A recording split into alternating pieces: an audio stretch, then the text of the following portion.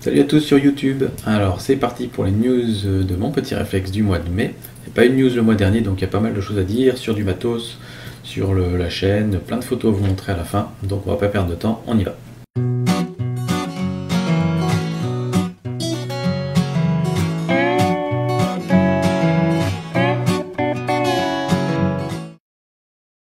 Alors oui, déjà vous avez remarqué qu'il n'y avait pas eu de news au mois d'avril. Plein de raisons à ça, mais en gros l'idée c'était que je voulais surtout pouvoir faire des tutos. J'avais pas le temps de faire mes 6 vidéos du mois comme je le voulais. Et donc je me disais que si je faisais des news, la revue de photos, etc., il n'y avait pas de temps pour faire des tutos, donc j'ai fait sauter les news et du coup il y a un peu plus de choses à dire cette fois-ci. Deuxième truc, on a passé les 10 000 abonnés. Alors vous voyez un petit peu là sur la page, sur la chaîne, on est à 10 128 abonnés. C'est vraiment génial, c'est super big. Et on a passé à peu près en même temps le 1 million de vues sur les vidéos. Donc voilà, j'ai un petit peu du mal à imaginer qu'il y a eu 1 million de lectures de vidéos. Ça fait toujours bizarre, mais c'est cool, c'est cool. Ça veut dire que ça vous plaît, donc c'est cool, on va continuer comme ça. Et vous savez, il y a une petite tradition, quand on arrive à 10 000 vues, bon, ça dépend du nombre de vues selon les chaînes, mais la tradition, souvent, quand on atteint un certain palier, c'est de dire qu'on va faire une petite vidéo question-réponse. Donc j'en ai pas encore fait, il y en a certains d'entre vous qui m'ont demandé.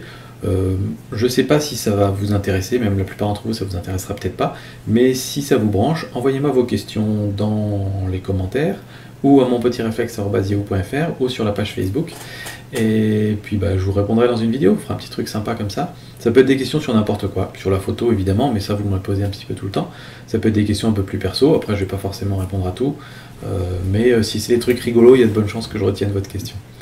Voilà, l'idée c'est de faire une petite vidéo marrante sans vraiment trop se prendre la tête. Ensuite, c'est pour vous dire que la rubrique perso, celle dont je suis en train de parler là maintenant, on va sûrement l'arrêter dans les prochains MPR News, parce que c'était plutôt pour faire suivre un peu l'avancement du déménagement et vous dire en gros ça y est, le studio est fait, enfin voilà.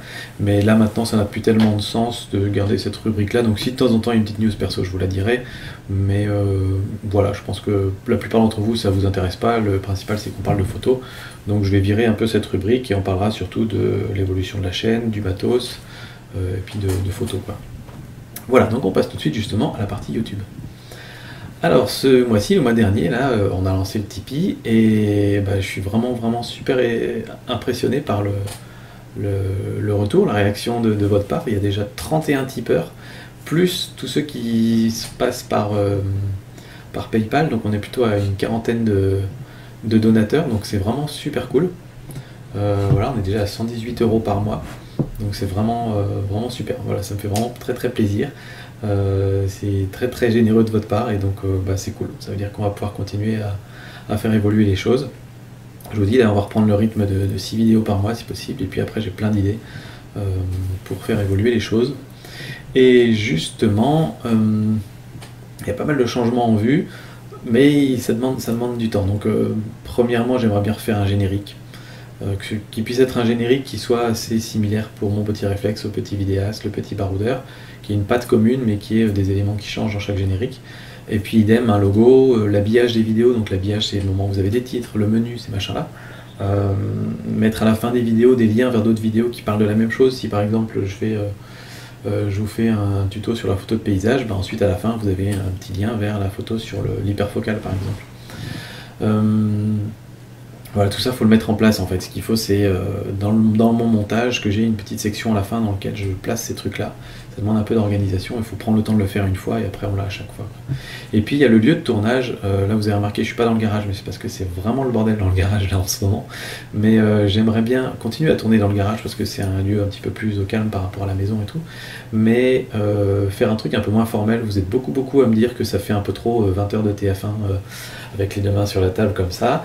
Et j'ai bien entendu, et je suis plutôt d'accord avec vous. Le truc c'est que moi j'adore le rendu que ça donne, c'est-à-dire le fait de me filmer au réflexe contrairement à la webcam là. J'aime beaucoup le rendu que ça donne, la lumière qu'il y a et tout ça, donc ça je voudrais le garder. Par contre il faudrait effectivement peut-être que je me filme avec un angle un peu différent, que je sois pas forcément assis les coudes sur la table mais peut-être debout, enfin voilà, il faudrait que je réfléchisse à ça. Mais vous inquiétez pas, j'ai bien entendu tout ce que vous m'avez dit et j'essaierai de modifier ça pour que ça fasse un peu moins formel et un peu plus sympatoche quoi. Voilà. On a fait une sortie photo il y a quelques jours dans le Nord, à Vimy, et c'était vraiment super sympa. C'était la première fois que je faisais une sortie photo, la première fois que je rencontrais certains d'entre vous, et c'était vraiment cool de pouvoir mettre un peu une tête sur vos pseudos Facebook ou YouTube. Et c'était vraiment sympa. Ouais, en plus, on a eu du beau temps, on a fait plein de chouettes photos, je vais vous en passer quelques-unes là. Et c'était cool, on a bien discuté, pas prise de tête, enfin voilà, que des gens sympas. Donc merci à vous tous, vous étiez une dizaine à être venus, de plein d'horizons photographiques différents, donc c'était vraiment très sympa.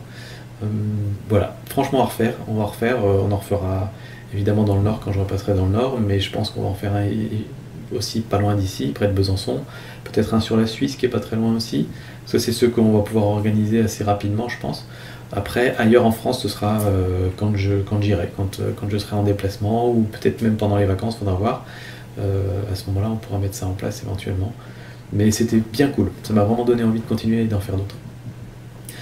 En parlant de vacances, le mois d'août dernier, j'avais fait la série de vidéos sur le 70D. Cette année, je vais encore faire un truc un peu spécial, pour la simple et bonne raison que au mois d'août, il y a beaucoup d'entre vous qui sont pas là, et puis moi-même, il y a certains moments où je serai pas là, donc je ne vais pas pouvoir faire la même quantité de vidéos que d'habitude.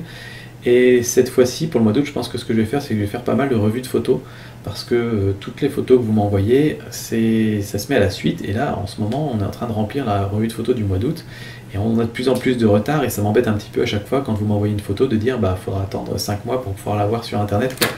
Donc je pense que ce que je vais faire, c'est que je vais faire probablement 4 revues de photos au mois d'août, une par semaine, et comme ça on rattrapera un petit peu le retard, et moi ce sera quelque chose d'assez facile à tourner pour publier pendant le mois d'août, pendant le moment où je ne serai pas forcément là. Voilà, on va maintenant parler de matos. Alors, pas énormément de news de matos, mais j'ai quand même trouvé quelques petites nouveautés. Canon d'abord a annoncé le EOS M3. Donc le M, c'est les hybrides en fait de chez Canon. Canon, c'est vraiment les derniers à avoir pris le virage vers les appareils sans miroir. Et ils le prennent d'ailleurs toujours pas complètement. Chez Nikon, ils ont toute la série des J1, je crois, qui sont assez spécialisés là-dedans. Et puis il y a d'autres marques qui sont complètement parties là-dedans. Panasonic, Sony et tout ça, ils sont vraiment partis à fond là-dedans, beaucoup plus que sur les réflexes.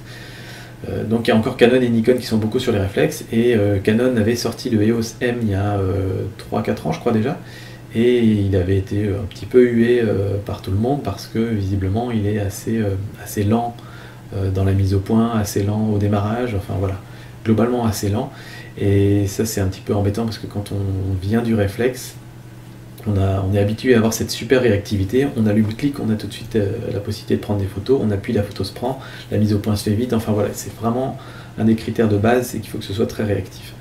Et donc là ils ont sorti le M3, qui est la deuxième version qui nous arrive en France, la 2 est même pas arrivée en France je crois, et visiblement c'est toujours bien, c'est-à-dire que, comment dire, chez Canon, ils font les choses pour que il n'y ait pas de mauvaise surprise.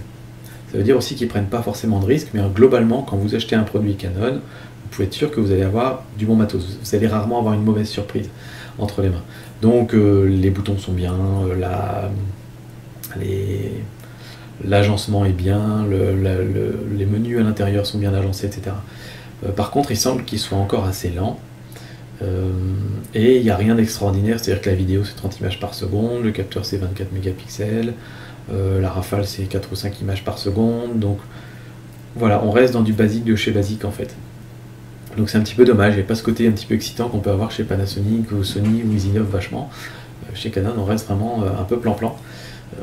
Voilà, c'est comme ça qu'ils sont. Donc voilà, le EOS M3 est sorti, j'ai pas regardé son prix, mais c'est un truc à capteur APS-C, un appareil capteur APS-C, donc voilà, je pense que ça doit être dans les 600-700 € à mon avis, quelque chose comme ça. Autre news vraiment sympa pour le coup, enfin que je pensais sympa, c'est que Samyang, vous savez, Samyang c'est ces fabricants d'objectifs qui font tous des objectifs vraiment pas chers, et la contrepartie c'est que c'est mise au point manuel. Et donc ils ont sorti un objectif macro 100 mm f2.8 macro, et là où je me suis dit que c'est vraiment cool, c'est que les objectifs macro ça coûte quand même assez cher en général, et globalement pour faire la photo macro on va souvent se mettre en manuel pour faire la mise au point.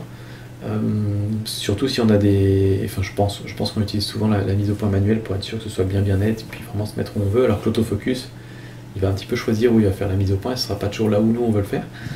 Donc je me suis dit, a priori, si Samyang fait un macro en manuel, ça va être cool, parce que ce sera un appareil de macro pas cher et de bonne qualité. La qualité, je sais pas encore, parce qu'il n'y a pas encore eu vraiment de test sur des XO-Mark et tout, mais je pense qu'on peut s'attendre à un truc vraiment sympa en termes de piqué et tout. Par contre, le problème, c'est qu'en termes de prix, il est au même prix, voire plus cher que d'autres alternatives. Donc là, je me suis dit, zut, dommage, mais il coûte aux alentours de 600 euros. Alors que le Tamron 90 mm, je crois, qui a l'autofocus, qui est stabilisé et tout, il me semble qu'il est moins cher que ça. Donc bon, c'est un petit peu dommage.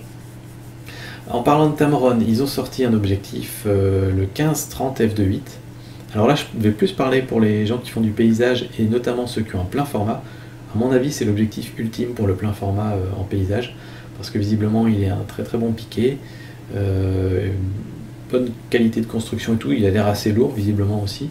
Mais si vous êtes en plein format et que le poids vous dérange pas, à mon avis, c'est un super objectif, parce que 15 mm en plein format, c'est plus large que ce que je prends avec mon Tokina 1116 quoi, sur APS-C. Donc je pense que c'est vraiment chouette, et si en plus il y a le piqué qui est au rendez-vous, ça va être un super objectif. Il ouvre f2.8, donc ça permet de faire plein de trucs un peu créatifs.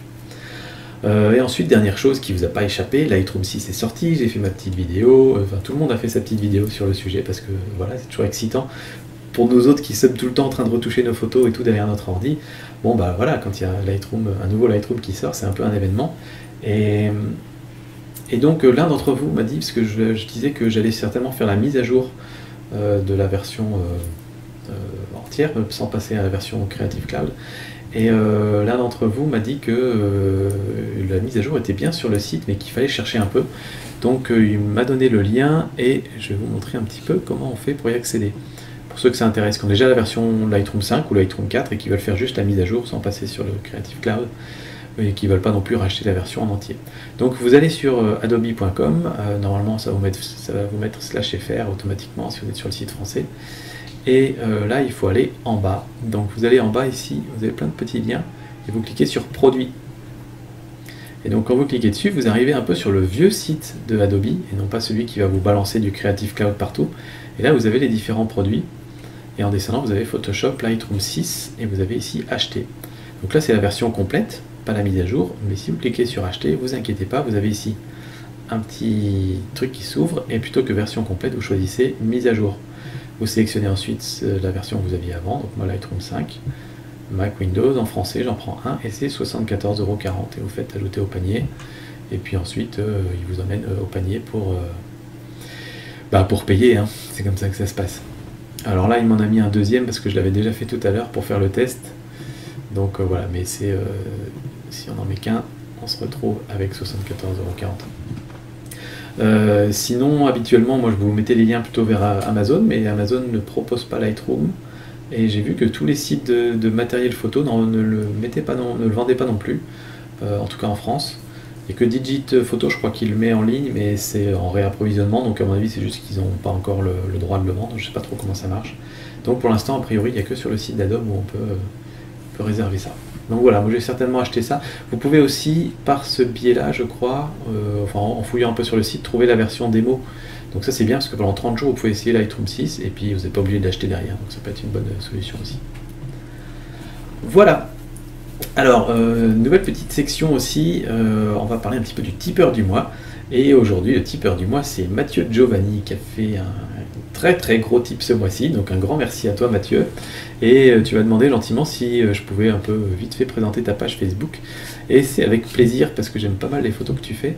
Et notamment un truc qui est sympa, je trouve, avec tes photos Mathieu, c'est qu'il fait des photos d'un peu plein de choses différentes. C'est-à-dire qu'on va pas retrouver que de la macro, ou que du portrait, ou que du paysage. Il fait plein de choses différentes, et ça je trouve ça cool. Donc il y a des photos de New York, des photos d'animaux, des photos d'archi. C'est-à-dire que même en étant au même endroit, il va faire des photos très différentes. Des photos de portraits, de famille, de ton arrière-grand-père, enfin voilà. Et je trouve ça super chouette, il y a plein de photos différentes. Et donc allez faire un tour. Donc c'est Mathieu Giovanni Photographie, je vous mettrai le lien en dessous dans la description. Et The Photo, moi, qui m'a tapé dans l'œil, c'est celle du tigre. Je la trouve mortelle, elle est vraiment géniale. Donc big up à toi Mathieu, vraiment super photo. Il y a un air, une expression, enfin, une photo qu'on rêverait tous de faire, je pense, à mon avis. Voilà, c'est tout pour les news de ce mois-ci. Moi, je vous laisse avec la myriade de photos qui ont été publiées sur la page Facebook, parce qu'il y a celle du mois de mars et celle du mois d'avril. Donc vous avez 2 mois de photos, et j'en ai publié pas mal ces derniers temps. Voilà, moi je vous dis à très bientôt. Allez, ciao!